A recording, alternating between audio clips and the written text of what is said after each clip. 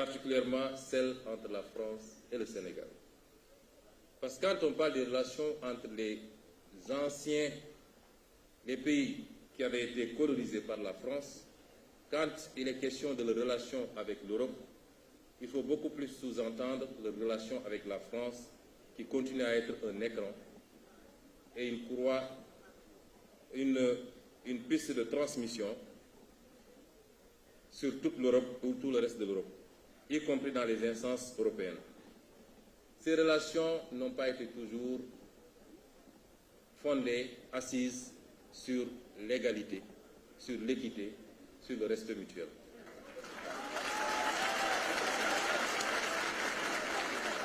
Ces relations jusque-là ont été des relations léonines au détriment des Africains et du continent africain.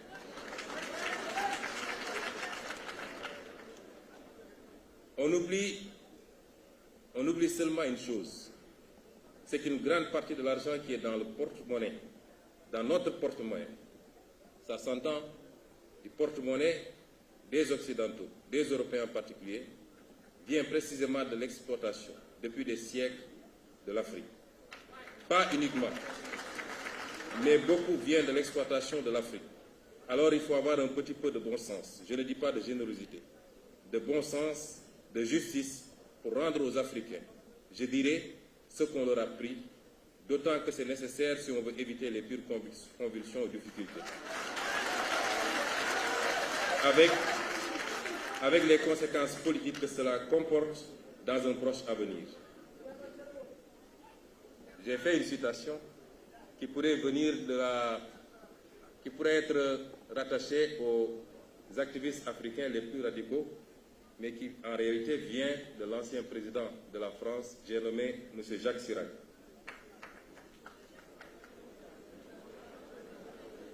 Ça étonne plus d'un, et je crois que M. le Président Mélenchon lui-même n'en est pas informé.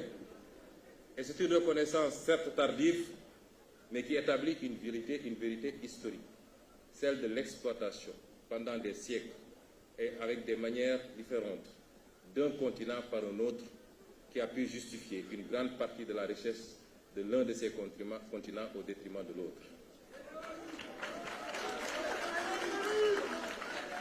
Les relations entre l'Occident et l'Afrique, évidemment, sont faites de plusieurs siècles d'histoire, d'une singulière ambivalence. Celle entre la France et le Sénégal n'en déroge pas. Les péripéties de ces relations à travers le temps ont abouti à des sentiments faits d'amour et de désamour, de fierté et de culpabilité, de crédulité et de scepticisme, sentiments qui se manifestent et s'expriment variablement selon les époques et les contextes.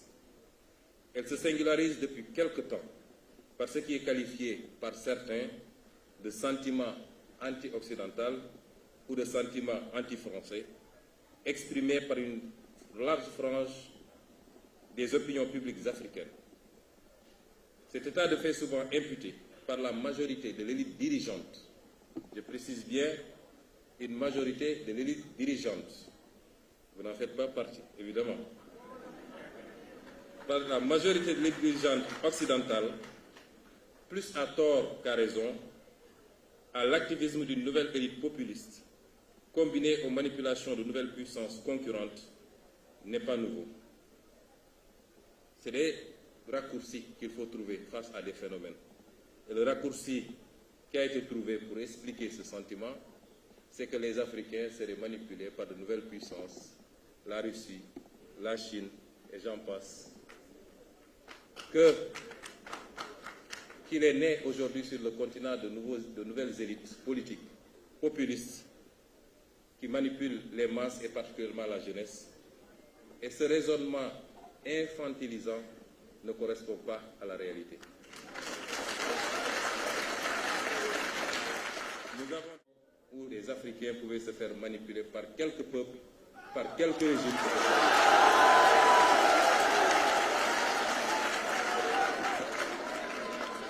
Et ce sentiment qui se manifeste aujourd'hui s'est toujours manifesté des indépendances à maintenant. Chaque génération a connu son lot de militants porteurs du même discours, désapprobateurs du caractère volontairement léonin et destructeur pour l'Afrique de ses relations avec le reste du monde et particulièrement avec l'Europe. Ce qui est par contre nouveau, et nous l'admettons, c'est l'ampleur qu'ont pris ces idées auprès des masses africaines, nourries entre autres par les échecs des élites gouvernantes africaines souvent corrompues et les relations ambiguës que l'Europe entretient avec elles, les menaces sécuritaires, l'apparition de nouvelles opportunités de coopération, mais évidemment l'effet multiplicateur des réseaux sociaux. Aujourd'hui, l'Afrique, la majorité de ses élites, sa jeunesse, sa diaspora et ses masses populaires ont beaucoup évolué. L'Occident l'a-t-il suffisamment compris? Ou est-il encore figé dans une version focardienne de ses relations avec l'Afrique? Avec la France, par exemple, j'ignore pas que nous, notre mouvement politique, quand je dis la France, je parle de ceux qui gouvernent aujourd'hui la France. Je parle du président Macron et de son régime. Nous ne parlons pas du peuple français avec lequel nous n'avons aucun problème et avec lequel nous sommes liés par une longue et riche histoire. Et je ne parle pas de toutes les élites politiques françaises, ni de la société civile. Je parle de l'élite gouvernante actuelle. Cette France, je n'ignore pas que pour elle, nous avons été, et peut-être nous le sommes encore, malgré notre élection démocratique par le peuple sénégalais, dépeints sous les traits d'un mouvement et d'un leader terroriste, islamiste, violent, populiste, anti-occidental, pro-russe. Je ne parle pas de vous. Vous partagez ce soir avec nous.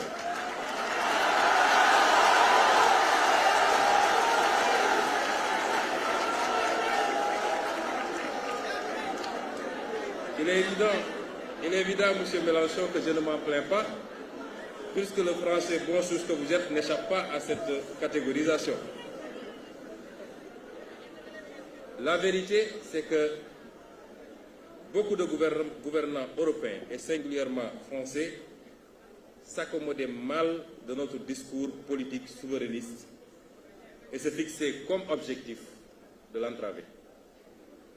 C'est ce qui explique certainement leur mutisme approbateur face à la sanglante persécution du régime du président Macky Sall contre notre parti politique et ses militants.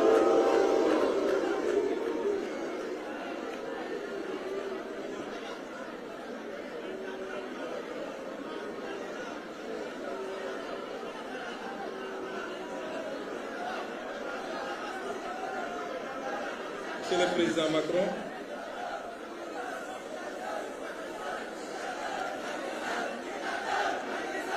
je voulais dire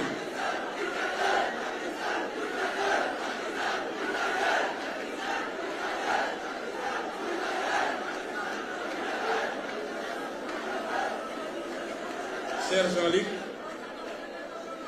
ce tableau semble assez sombre. Je le dis parce que durant toute la période de persécution extrêmement violente contre tout un mouvement politique au Sénégal, ayant entraîné, causé la mort de plus d'une soixantaine de personnes, des milliers de blessés, plus de 1000 détenus politiques, vous n'avez jamais entendu le gouvernement français dénoncer ce qui s'est passé au Sénégal.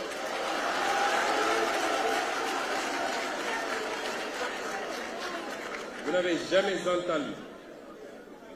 n'avez jamais entendu l'Union européenne dénoncer ce qui se passe au Sénégal.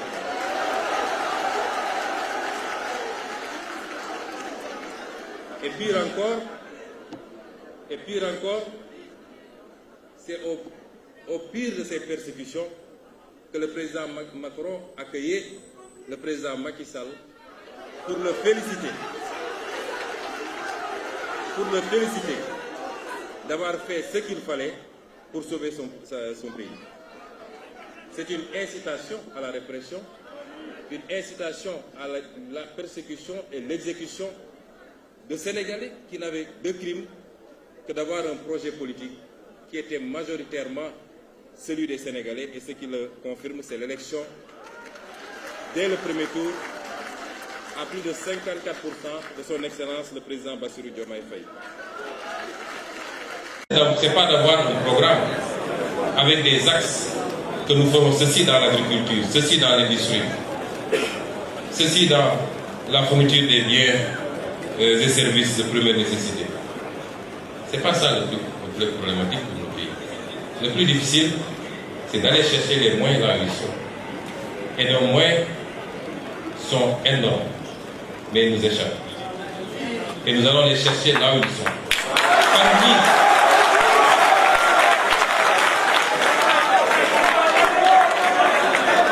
Et sur ce chapitre, je voudrais dire que la monnaie, tout autant que l'impôt, est un puissant levier économique et un instrument de souveraineté. Vous avez tantôt parlé de souveraineté. On ne peut pas en passer, imaginer une seconde que la France puisse avoir une monnaie qui ne lui appartient pas véritablement. Aucun État digne de ce nom ne doit sous-traiter sa monnaie. Et en guise d'exemple, le général de Gaulle, qu'il avait si bien compris qu'à la veille du débarquement de Normandie, lorsque Winston Churchill lui fit part de l'intention des Américains d'imposer à la France, après la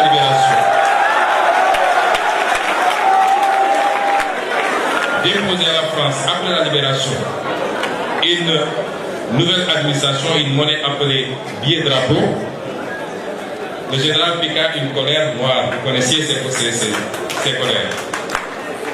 Allez, faites la guerre avec votre fausse monnaie rétroactive. Ce billet ne circula que peu de temps en Normandie, notamment un seul mois, deux ou trois mois de juin à août 1944, avant d'être définitivement retiré.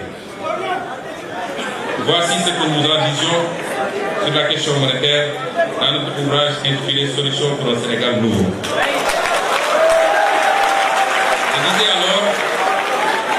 Je disais alors que nous optons sans équivoque pour une sortie prudente de ce système exempt, car les banques centrales ayant peur de toute initiative de change pour maintenir ce taux de réserve compriment nos économies et réduisent l'activité interne par une limitation des émissions monétaires.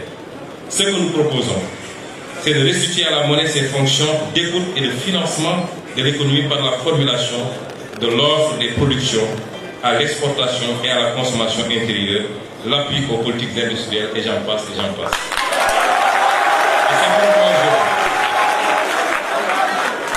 Et c'est pourquoi aujourd'hui, dans notre option, de renforcer notre marché financier national par divers leviers, parmi lesquels les investisseurs étrangers qui acceptent de combler notre déficit d'épargne pour partir en monnaie locale. Imaginez-vous que les pays africains s'endettent en devises étrangères et donc sont exposés aux fluctuations du marché. Aucun pays africain presque ne peut s'endetter en devises locales.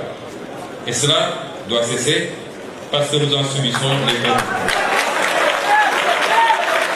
Et ce que nous voulons également, c'est une monnaie flexible, arrivée au moins à deux devises, à même d'aider à amortir les chocs exogènes et accompagner notre compétitivité à l'exportation.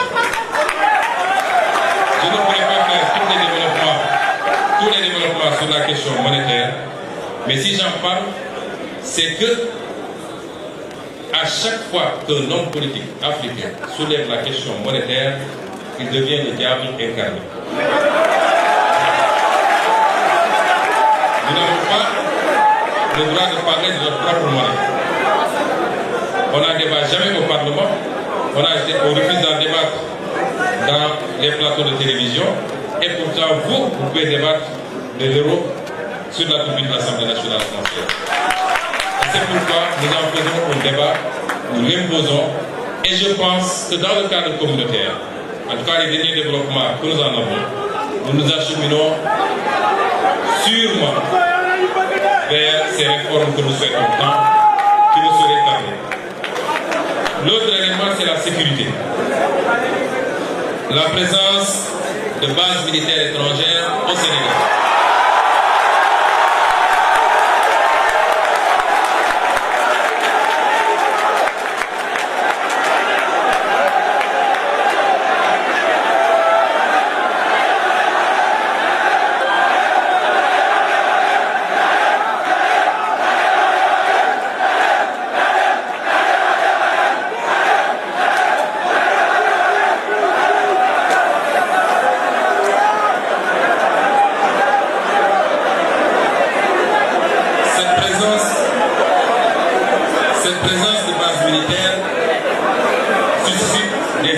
aspiration légitime, plus de 60 ans après nos indépendances.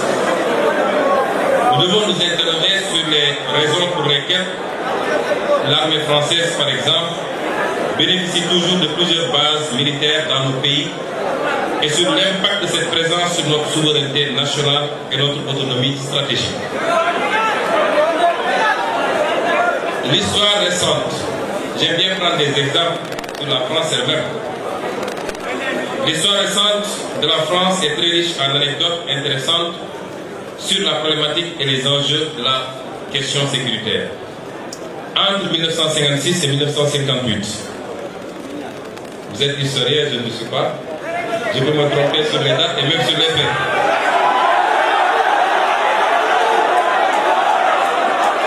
Mais entre 1956 et 1958,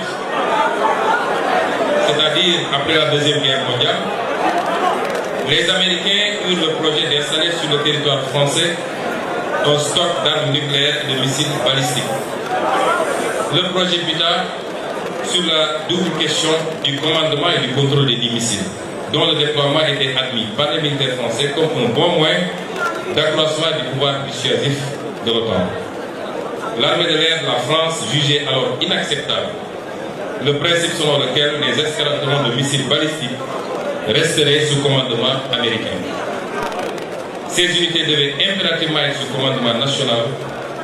Dès son arrivée au pouvoir, le général de Gaulle, encore lui, lors de la réunion de défense du 7 juin 1958, avisa que ces armes devront être obligatoirement sous contrôle français et que la France réclame le droit de donner son avis dans le déclenchement d'une éventuelle guerre nucléaire, toute condition jugée excessive par les Américains au point qu'un accord n'ait pu être conclu.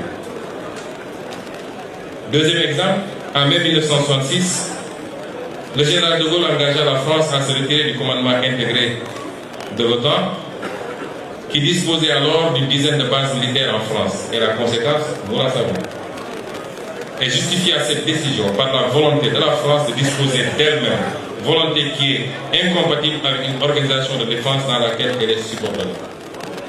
Je réitère ici la volonté du Sénégal de disposer de lui-même, laquelle volonté est incompatible avec la présence durable de bases militaires étrangères au Sénégal. Ceci ne remet pas en question les accords de défense. Nous entretenons des accords de défense avec beaucoup de pays, les États-Unis, la Grande-Bretagne, la Chine même, je crois, beaucoup de pays. On peut avoir des accords de défense sans que cela ne justifie que le tiers de la région de Dakar soit occupé aujourd'hui par des garnisons étrangères.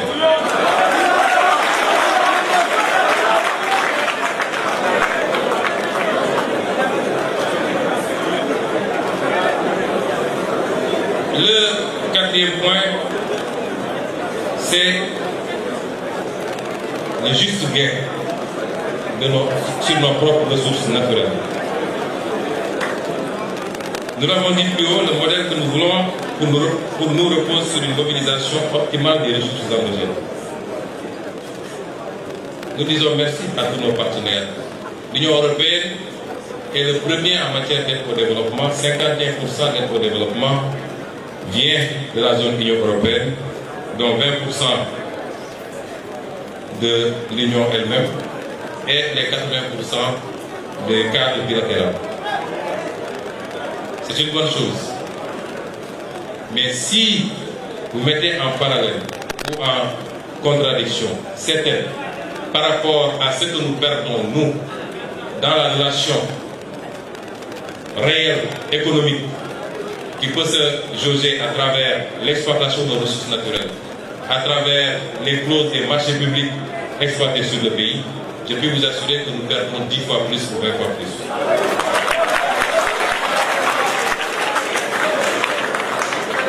Et c'est pourquoi nos partenaires doivent comprendre que c'est là la seule issue à la délicate et tenace question du chômage de masse. C'est que nos pays s'organisent en plus de la mobilisation des ressources fiscales et des droits de porte, en plus de la question monétaire qui doit nous permettre de pouvoir avoir une monnaie adaptée à nos réalités économiques, en plus du travail qu'il faut faire sur la réduction du train de vie de l'État et la lutte contre la corruption qui nous fait perdre énormément, c'est aussi la renégociation de toutes les conventions qui ont été signées de manière léonique et qui aujourd'hui, aussi bien au niveau des clauses juridiques, des clauses financières que des clauses techniques, sont au détriment de notre peuple. Je peux dire ici, et vous ne le saviez pas, on nous a promis que le gaz commencera à être exploité cette année. Vous connaissez l'impact que peut avoir cette richesse sur un peuple. Vous allez dans des pays comme le Qatar qui, 30 ou 40 ans en arrière, on y enregistrait que des plantes dans le désert. Vous voyez ce que c'est devenu avec une bonne utilisation de leur gaz naturel. Mais si nous ne prenons pas de responsabilité, je peux assurer les Sénégalais que dans les 15 ou 20 ans à venir, le Sénégal ne gagnera pas un copec de son gaz. Et c'est inadmissible. Et c'est pourquoi nos partenaires, s'ils sont vraiment des partenaires, doivent encourager, accompagner ce processus de rééquilibrage du gain que chacun doit avoir dans la gestion. Oui, nous acceptons qu'un investisseur qui a pris des risques, qui a investi, doit gagner et avoir un retour sur l'investissement. Mais non, nous n'acceptons pas qu'il gagne tout et que nous ne gagnons presque rien. Ça, ce n'est plus l'Afrique de 2021.